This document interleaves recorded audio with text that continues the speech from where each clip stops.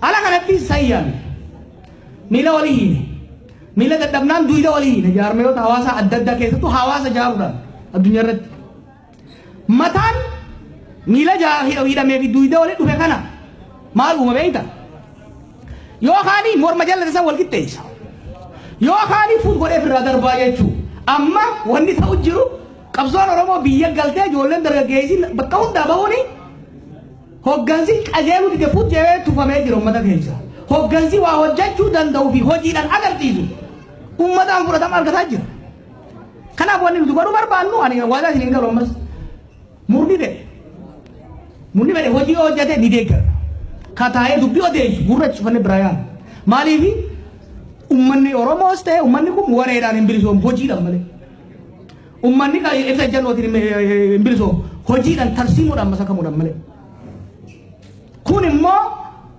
hojiin guddaan ittiin boonnu yoo jiraatu waggoota dabran kana keessatti ummanni keenya ka biyya alaa ummata hojii jama ummata gahee isaa dagalee qabsoodhaa ta'uusaa beekee dagalee ta'uudhaaf akka dhabbamu godhuu dandeenya ummata keenya ka biyya keessaatis eegee re'ee kabaluun kiyya jaalabaluun kiyya maaliin kiyya achii qaba bilisummaa helikoophteraan naa bita jee eegosoo hin taane bilisummaan isaa awwadaay keessa akka jirtu bilisummaan isaa amboo keessaa dhufuu akka qabdu hogganaan isaa qaaqee akka jiru hogganaan isaa booran keessaa akka bahuu qabu qabalee isaa keessaa alaa osoo hin taane warra jechuudha har'a Oromoon ganda hundatti hoggana qabdi fakkii tokko isin agarsiisa torban dabree hiriira jeequmsaa uumuu yaaltee wayyaaniin hunda isaa ka to'atee ijoollee teenya kararra naqe manguddoo Oromooti dargaggeessa Oromooti miseensa dhaaba tokko illee miti qabsoo tana fuuleeti murnoota harkaa fuulee qabsoo Oromoo kanneen Oromoon abbaa itti ta'e kanaaf wanni ilaala fakkeenyaaf gargaarsa uummanni keenya naannoo Somaalii irraa buqqaa'e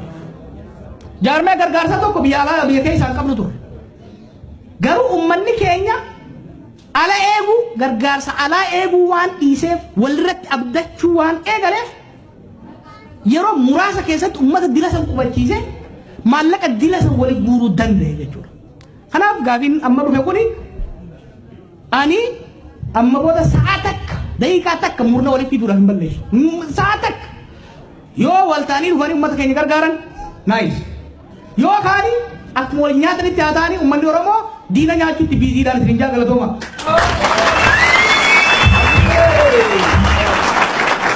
biyya keessaa fi alarraayis guuramee jira. Kanaaf yoom guuramaadha gaafiin tiyya yoom hojiirra oolaadha maal inni guurame kuni gaafiin tiyya lammataa immoo Oromoo daangaarra jirtu niyu poolisiin hedduu fixaa jirti keessaafuu karaa naannoo keenyaa sanii karaa baasanii fi karaa dhiyaatiin illee weeraraa jirti. Ummata keenya ka daangaarra jiru kana hidhannoon akkamitti isaan bira gahuu qabdi nuti maal isaan gargaaruu qabnaadha. Nuti wanni isaan gargaaruu qabu waan ifa jiru.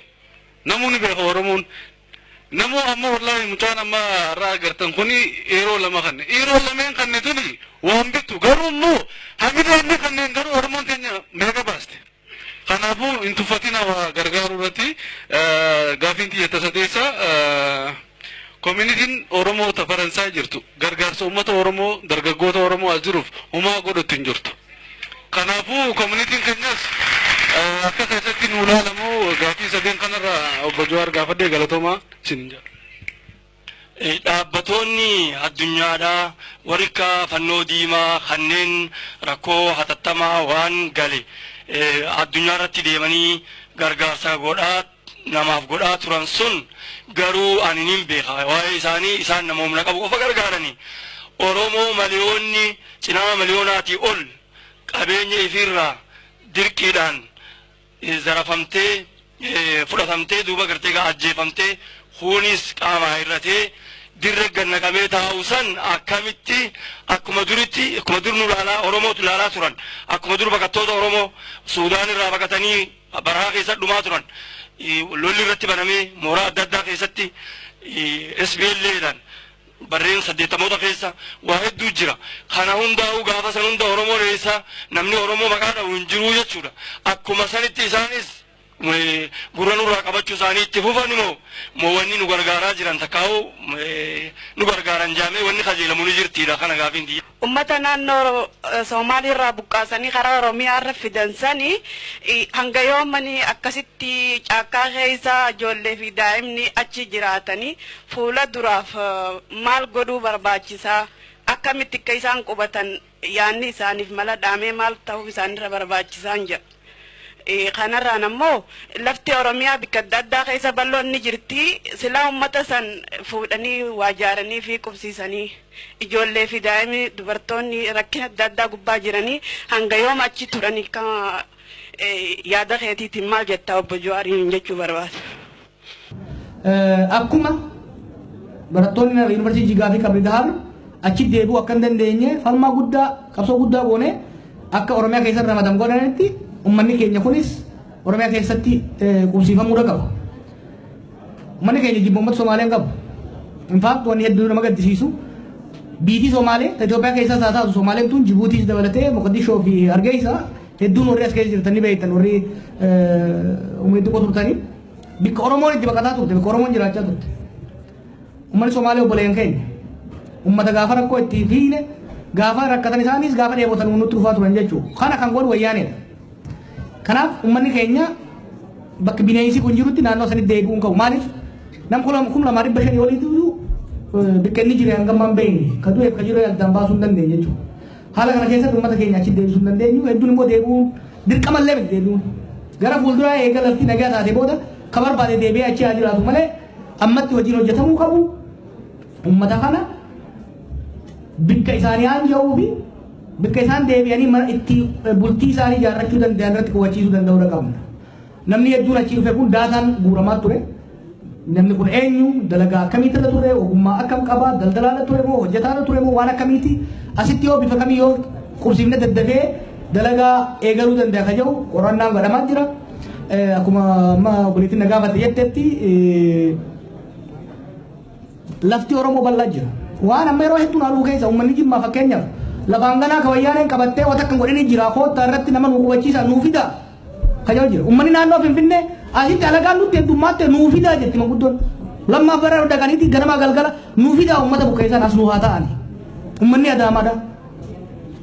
Uummanni Baalee amma Arsii kana keessa lafa bal'oo jira qonnaa. Qotullee yoo beekuu baatan gaafata manguddoon na bilte jarri kun bar naggaatee fi kana kanaa qotuun beekan jennaan ni barsiifna nuti qonna isaan barsiifna isaan nagata nu barsiisanii nuu fida jedha. Uummanni keenya fiduu dinnaan ammoo uummanni makiinaa meeqaan midhaanii fi fe'ee arra deemee achitti isaan gargaaruu jiran jechuudha bakka jiranitti. Kanaaf koreen sadarkaa jiddu galeessaatti dhaabbatee jira. Koreen sun saffisaan hojjechuudha qaba harkifannoo jira. Maaliif haalli isaan keessa jiran hamaa ta'uu osoo hin taane isin bakka keessa turtanii jiruun bakka abdii nama kutachiifti. Kanaaf uummanni keenya akka abdiin kutanneef uummata kana saffisaan qubachiisuun priority number 1 dhimma Oromoon yeroo ammaatti akka guddaatti qabattee deemuu qabdu keessa ummata kana yoo qubachiisin qabsootti illee qalbiin teenya guututti deebi'uu hin dandeessu.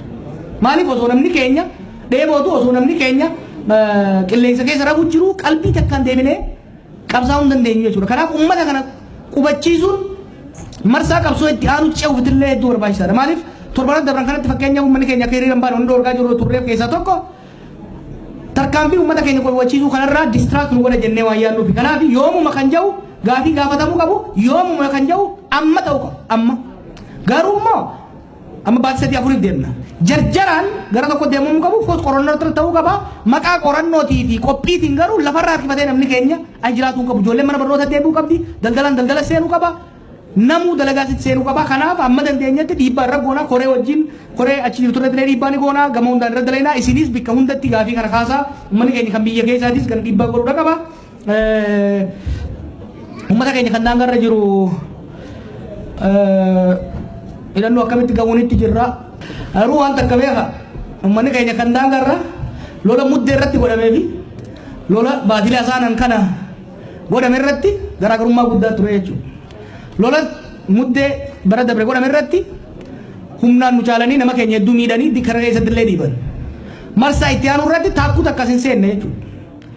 Humni liyyu poolisii keessattuu command structure sadarkaa hooggansaatitti hanga tokko sadaffaadhaan hir'atuutti godhame jechuudha. Humna xiqqaa miti. Akka rifatanitti keessattuu falmaa naannoo Moyyaaleetiin godhameen kan Baaleen godhameen kan Jaarsodhaan godhameen injifannoo guddaa dura godhamee sadarkaa humni naannoo san jiru barbaachisaa taanaan keessa seenee dha'uu danda'a sadarkaa amma jirutti. Akkuma booyyeedhaa san osoo nu obsin horuudhaan dhufte jechuudha. Kanaaf kana morra dalagu jiru. Kanumaan qabatee qawwee akkamitti alaanuu galchitu hin galchinu wala maali qawwee dilaatu Oromiyaa keessa jira. Ilmaan Oromoo 500,000 oltu qawwee alagaadhaa baadhatee deemu jira. Namummaan akka Oromoo qawwee harkaa qabu hin jiru amma yoo qawwee lakkooytan. Nama kana Oromoo dhiitiin leenjisatan. Oromoo irraa diina dhiititti leenjifanna jechuu jijjiirre. Okay? Tooftaaf tarsiimoo mordofnu wayyaanee ni kuufeef na kan yaaddeena. Sochii ummataatiin maas mobilaayizeetiin maas muuvmentiidhaan. Garuu biyyi kan bultu sodaa qawweetiif sodaa rabbii qofaani. Lamaan kanaan namni kan wal bulchuu danda'u.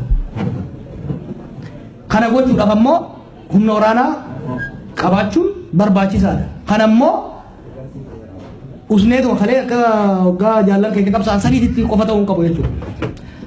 Kalee isa wanni gobeelletti ijaarran faan san dhaabuu barbaachiseef Oromoon irra caalaan kataataaqii kamaaliif tokkoffaa xiqqaa ture qawwee harkaa qabu namni. Kan qabullee ifuun beeku ture. Har'a kan qabu hundi hiree dhabeeti malee diinatti garagalchuu barbaada. Amma halkanii guyyaa kawai waan waraanni keenya ilmaan Oromoo waraana guddaa keessa jiran akka diinatti ka'anii qacaleef hin kunneef jechuudha. San qofa osoo hin ta'in achi keessa rakkoo fakkeenyaaf poolisoonni Oromiyaa yeroo ammaa tarkaanfii guddaa fudhatanii ilmaan Oromoo ajjeesuu dhiisanii jiran.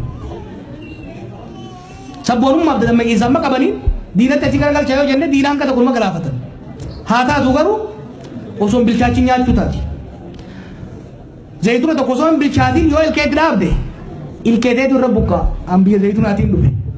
So dubbiin hanga bilchaatutti garasitti dhiibamuu qabanii. Kanaaf hedduu nama yaachisu yaadanii qabna. Qophaa'anii irra san qofa osoo hin ta'in wanni biraas uma jijjiirti jechuudha. Ani yaachi zirzir kiisa qaddaallee anja'u san taati. Ka gara dhaabbattoonni addunyaa maaliif nun gargaarre ka jedhu kan gargaaraa jiran ni jiran. Fannoo diimaa fakkeenyaaf kan masqala jetti hedduu gargaaruu jiran. Maaliif galata balballeessuun gaarii miti. Hoggaa namni keenya dura dhufe irraa kaasi. Cinaaksan hoggaa dura temporaarii hoggaa dhufanillee kan masqala hojjetaa ture irra caalatti. Akkuma jennetti hojiin gama saniin hojjetamus sensitiiv waan ta'eef halaakuunii fi lallabuun hin barbaachisu. Amma reessatti lubbuu namaa baraaruu irratti dadaritti shaashamaneet bakka namni keenya qubateetti illee gargaarsa guddaadha godhaa ture qe'ee masqal gahaa miti. Garuu hedduudha gargaaraa turan hojiin hojjetamaa ture jechuudha. Dhaabbattoonni biraa kan waan kana gargaaruu qaba maaliif hin hirmaanne kan jedhuuf laafina keenyaa fi shira diinaati. Laafina keenya irraa dubbachuu barbaada. Namni keenya ka inni jiwa keessa dalagu dila biyya sanii fi ala kanaas. Yaaboo ni sodaata namni keenya ka waa damoozii isaa wayyaa'e ni sodaata. Ni doonyasi sodaatullee namni keenya. Warri inni jiwa keessa jirtan biyya sanillee jirtan amala tokko jira. Yoo waa'ee Oromoo dubbadhe dhimma poolitikaati jaaniiti hojiirraan ari'anii. Oromoo lubbuurraa ari'uu jiran inni poolitikaa sodaate dhaabbata ifii keessa jiru kan itti murteessu. Nama keenya hedduun jira bara dhaabbata addunyaa kana hoogganu akka daayirektaratti. Saniif fayyadamee gargaaruu dhiisee kan dhokatu jira Oromoo isaatu dhokfatu. Irratti hin dalayne malee rakkoo guddoo kaatastroofiik ta'e kana dhaabbileen addunyaa hedduun gargaaruu danda'an turan. Isaan irratti hin dalayne. Kanaaf isaan gurmeessuun isaan dammaysuuf irratti hojjechuu qabna ilmaan Oromoo waan kana keessa jiran. Uummata keenya irratti dalayne uummanni keenya rabbi galanni haa ga'u hedduudhaan gargaaran. Maal gara miliyoona 600 oliitu walitti qabamee jechuudha. Hanga ammaatti uummanni keenya baqatee lubbuun hin baane. Ajaa'ibaa bara. Rakkoo uumameen waan xiqqaa miti lafa ta'uu doktoroonni keenya Wallagga irraa kaasii Walloo irraa kaasii ka'uudhaan dhaqanii namni keenya akka balaa dhukkubaatiin miidhamne gargaaran jechuudha. Haa taatu immoo gama addunyaatiin gama shira mootummaatiin akkuma isa beektan biyya sanitti CSO jedhanii jaarmeonni gargaarsaa kun hedduudha to'ataman. Sababa kanarraa kan ka'e jaarmeonni addunyaa hedduun biyya san keessa waan hin jirre